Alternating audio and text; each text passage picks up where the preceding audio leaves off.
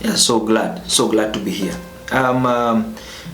Somebody was talking about the theory of change of a nation, and the ideology behind the theory of change is going to the streets and doing the demonstration, and maybe abusing or vandalizing properties can be a theory of change.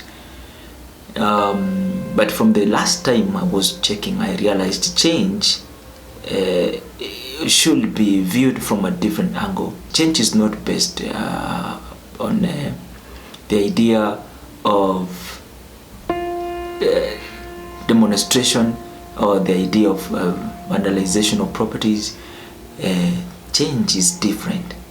Change is based on how profound you become, how aware you become about yourself, and even the things that you touch, things you see, things you experience, how profound you've become. How aware have you become based on the potential that you have within yourself. Okay, now that is now from individual level. Yeah. So when you start understanding from your individual level on the matter, change, and of course transformation, then we can talk about a nation, and then we can talk about a continent and the world at large. Now, this is the reason as to why we find ourselves entangled and enslaved without our consent. This is what we do. When politicians comes to the ground and to share their manifesto to us, we lose our strength to them. We lose our power to them by agreeing and submitting to what they tell us. How do we lose our power? Now, because they have promised us to build roads, they have promised us to build schools, they have promised us to build markets. We wait. We sit on our hands and wait for those things to happen. You have so soon forgotten of what the Bible says. Jesus said, I'm coming soon. You see, soon. When is soon? When is soon? Nobody can answer that question. When is soon? But the pastors are keeping on telling you of course you must be prepared every single day. You must be prepared every single day, because you don't know when the Son of God is coming back. Now, when politicians come, promises and goes, you have lost your power to them, and you sit on your hands, wait for your schools to be built. At the end of the day, it takes 2, 3, 4 years. Schools are not built, and then they come back to the ground to promise you again on the reasons as to why they did not accomplish their vision. And still you submit. That is where you lose that power. So it means human being, the whole world, wherever you are, as long as you're a human being and you can listen from what I say, every part of this world, every person living on earth, as long as you are living, you are not dead. You have to understand that once you are born, there is something you need to accomplish. Whether you are a politician, whether you are a student, whether you are who, there's something that you need to accomplish. So the first we understand what we need to do, even if it's a silly thing, even if it's farming. You know, some people think accomplishing something, you need to have a degree, you need to have a master's, you need to have a diploma, certificates.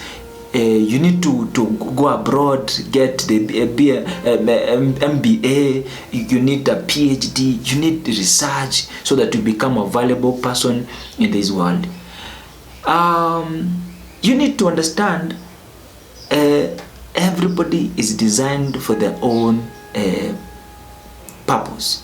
Therefore, the sooner you realize what to do and they start doing it at your tender age, the happy you become in old age. The earlier you understand that politicians are called politicians, and most currently they are not. We have very minimal number of politicians who promises things they can fulfill. The citizens, not only in Kenya, but most part of Africa and even the world, some of the citizens have, think that the politicians are the ones building a nation. Right now, when Ruto comes to the ground and promises you market, how many people in that audience who sits down and ask themselves, where will Ruto get money to build these markets? Ruto gets money from you. You are the taxpayer. It is your money that is being used to build that market. And once the market is built, there's a certain amount of tax that each and every other person who is going to put the business there that must pay. Therefore, when such kind of taxes are imposed on you, do not complain, because at the first time you did not understand when the president said we are putting 5 markets here, schools and so forth, all those promises. So right now, if you are a Kenyan, you are an African, you are a human being from wherever region you are coming from, one thing you must understand, that you are the one who is supposed to build a nation. And building a nation is by paying taxes. You see? And therefore, as politicians, they know how to play their games. As leaders, they know how to play their games. Remember one thing, when you become a politician, you and vows don't separate. Vows, they have promises. They have promises. There's some oath they take. If you join in a certain party, there's an oath you must take, not to trade or not to leave the party, and if you do so, there is a punishment or there's a certain amount of money you must pay. You see, that is what it is. You see, so right now, like Raila Amolo Odinga, Musalia Mudavadi have joined the broad-based government. There is an oath they must take, either publicly or in private, and therefore this oath will never be disclosed to people. And therefore Raila will come and give his own speeches, and he will be so neutral that you will not understand whether he is against Ruto or he supports Ruto. You see, Musalia Mudavadi will also play his role in the neutral part of it, so that you people don't feel like you are left out. You don't feel like you have been betrayed. So they play that game that way until the next election come. And during now the election, that is when they come out. Now the expiry of the oath comes to an end. Now they come to the streets and they start now talking against each other. And those are the political games, political orchestration. To do what? During the campaign, you must separate people. You must divide people for you to rule. You see, and you as the one who is watching me as a citizen, you are the one who is divided. How are you divided? You don't have a stand. Yeah, you don't know who you are supposed to vote, and therefore you don't separate yourself from politicians. Now during the campaign, you tend to be a politician. You see, you are fighting for somebody until you can kill the neighbor who you have been staying with for 10, 15, 20 years. You storm their houses on fire. You set their houses on fire because they are supporting the other person that you don't like. So that is how they separate you, like that. After the campaign, they get to power. Nowadays, they don't wait too long to start their campaigns again for the other election coming. So they get to power, and they get once they're sworn in, they still come to the ground and start telling you on what they are going to do. So you are kept busy like that. You are kept busy. And now, when you have a president like William Ruto, who is very hungry, and the appetite to power and to corruption is very, very appetizing, is very high. He keeps you busy talking about him. He goes abroad, makes connection, and they plan to take your land. How do they do this? They make sure home is hostile. And because home is hostile, universities, colleges are built on cities and towns, so that people are coming from home to towns to study. So once you study, your education tells you you have to look for job. So you start another journey looking for job. So you say, no, I will not go home because I'm a graduate. So I have to stay in a city, in a certain city, in Nairobi, Eldoret, Mombasa, Kisumu, Kisii, Nakuru. I have to be there so that I get a job within. So you get a job which you are paid pennies, and then now you start, working, and another person just like that. So we have high rate of rural urban migration. Those lands are left bare. You see, most lands at home, they're left bare. People at home, they're not productive, because the ones who have come to school to study productivity are looking for jobs.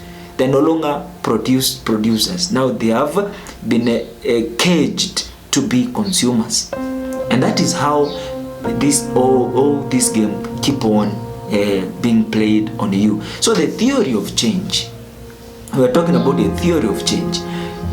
How can we change this? How can we reverse this thing that is in people's mind, that in towns or after studies, in job, after studies, I cannot go home? How can we convince people that we can create jobs home? That this land that is naturally given to us is the one we are supposed to use for our wealthy, to build our wealthy, for our well-being, to grow. How can you convince people when people currently believe in technology, and this technology keep on changing? People are stressed because they have to upgrade their knowledge every single month. They have to learn several apps so that they keep their job, so that they keep earning. So how can you convince these people? And that is why the only way we can change, not only changing the government or protesting against bad governance, protesting against police brutality, protesting against corruption.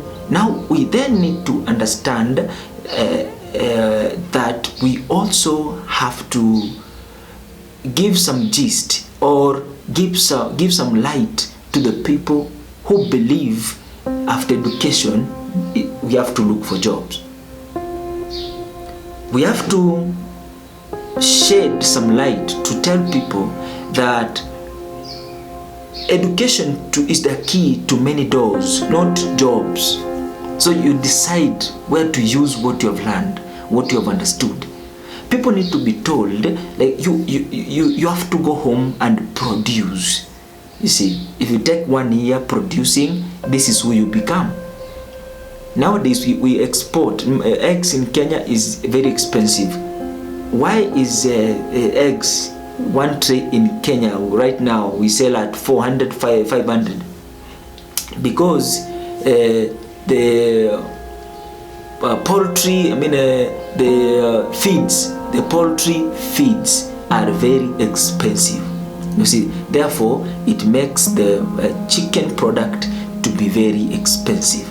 You see, so how can we make the feeds, poultry feeds, to be cheap? Then we have to produce more, so that now these maize which are now surplus, we can convert them into poultry feed, which are going to be now very cheap, and therefore eggs will be cheap. And that is how you reduce the prices, and we start living in a good standard and still make money and still grow, build the wealthy, and the country grows. And we reduce inflation, we increase the GDP. Yeah, and that is the process, you see. Now, if we still don't want to talk and make quick decisions as the young people, trust me, we are not going to bring any change in this nation by saying we are not talking, We are not associating ourselves with the killers, with the murderers, which Raila said it at Kware, and they still went ahead to unite with the President William Ruto on broad-based government. But he was the one who said this government is full of blood on their hands. And how can you join the government that is full of blood? How can you join with the murderers? You see, those are political statements. They are meant to soothe what they want you to hear, or what you want to hear. And once your anger is settled, they can still have a chance to do anything they want. So another thing that we need to talk about when you talk about change, the idea of change, we need to understand how to listen things. Many people don't know how to listen things. So many people want to listen to things that pleases them, not things that changes them. You see, so let me ask you, somebody who is always okay. TikTok actually is for students. They are always tap, and I guess those are students who are idle. You see, yeah, they have nothing to do. They have no business to do. So there's some peanuts they get from tap. And now you are a parent. You are tap. Is that tap going to build wealth, richness, or what? You see, we need to listen. Listening from what people say. When somebody says this information or tells you or promises you, you need to estimate, evaluate, analyze, and ask yourself, is this thing really achievable, or is just but an empty promises which it will take a long time before we achieve it? You need to understand politics. Not join politics, but understand politics and political statements that politicians use to navigate through to power. And you also need to listen. Nowadays, media is a source of advice for so many disparate people, seated somewhere waiting for the motivation from somebody. And somebody comes with we are content creators, and we can come up with anything. You see, bibi yangu akiniacha mimi sijali, sinta move on. Kwani wasichana wangapi wako kwa ulimwengu? I can marry as many wives as I can. See, so you take it very personal, and you also start disseminating to other people. So social media nowadays is determining how we think, how we feel, and how we act. Yeah, so in these social media platforms, you are supposed to be the boss of anything that you watch, anything that you listen. Because people are on social media for entertainment purpose. Actually, it's for entertainment purpose. And we have very good articles in the same social media that you can learn and become a very valuable person in this universe. So, whatever that we have to do as the citizens, when we talk about change, first of all, understand the change itself. What do we need, and how can we achieve it, and which strategy, and what is the first step that we need to take for us to get that change that we want to realize. Lastly, in this Kenya or in any country in this world, they have assets. You need, as a citizen of this nation, to understand the assets that you have. If somebody asks you, for example, today, how many assets does Kenya have? You will not be able to answer because you have never taken your time to ask. So many people don't understand devolution, of which we need to take step by step to understand why governors are there, what is their function, senators, what is their function, MPs, MCAs, even all the way from Nyumba Kumi, to understand what is their function. You need to know that when police comes to you to arrest you, the first thing they need to do is to explain why you are supposed to be arrested.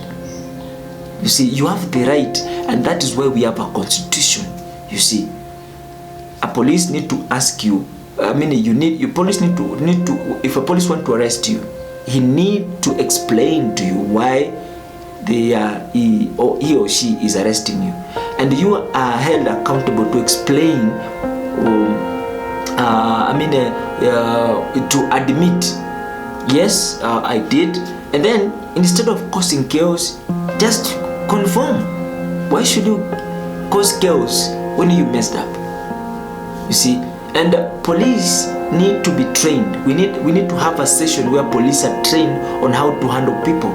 You see, because now we are human beings. We are not animals. If we start fighting against each other, one person will die or we will injure somebody, which is not a good thing. Everybody wants to live. Therefore, what we need is understanding how we communicate to each other. If you're messed up, admit the mistake and let us move forward, because we all make mistakes.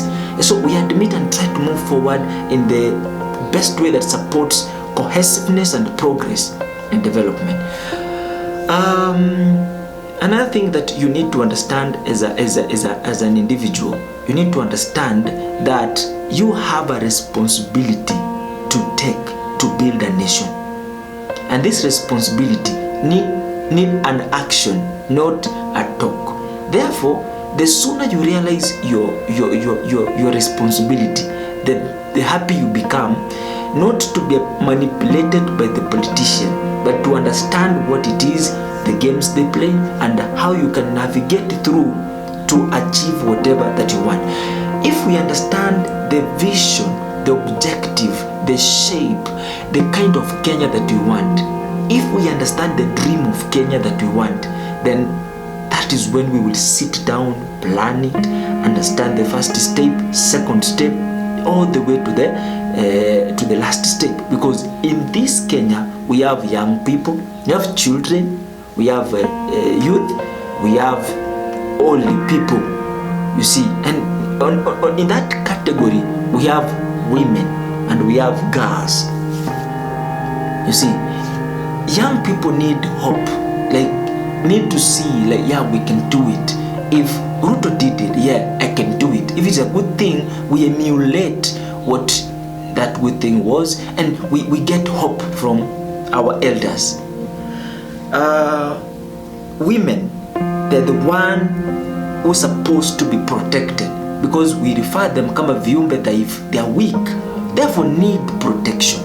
You see, and this protection does not mean sex, does not mean marriage, but does not mean getting to power forcibly, even if there's nothing they are doing in the government positions.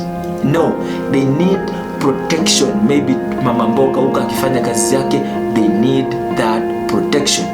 And what about old people? Old people need security. Security ya nini? For things they have accumulated. You see, for things they have accumulated, their businesses, their assets need to be protected. They need security on top of that. That is what they need. And that is the Kenya that we want. Having such kind of thing, everybody will always play their role, and no one is going to be referred as poor or as middle class or as rich. Everybody will be the same. If you have, is okay, you have. The other one is trying to have, is okay. You see, the other one is good in employment. Just get employed, do your job. This notion that we have and is becoming even more profound nowadays, that job does not make you rich. Some people don't want to be rich. Some people want to be servants. You see, and it's not a bad thing to be a servant. You see, it's good to help other people. It's good to work for other people. If there's no worker in this world, how will this world look like? So I'm saying this, we have to understand what is the meaning of change and transformation. We need to understand exactly what we want for change to come. If we don't do, it will still be a dream.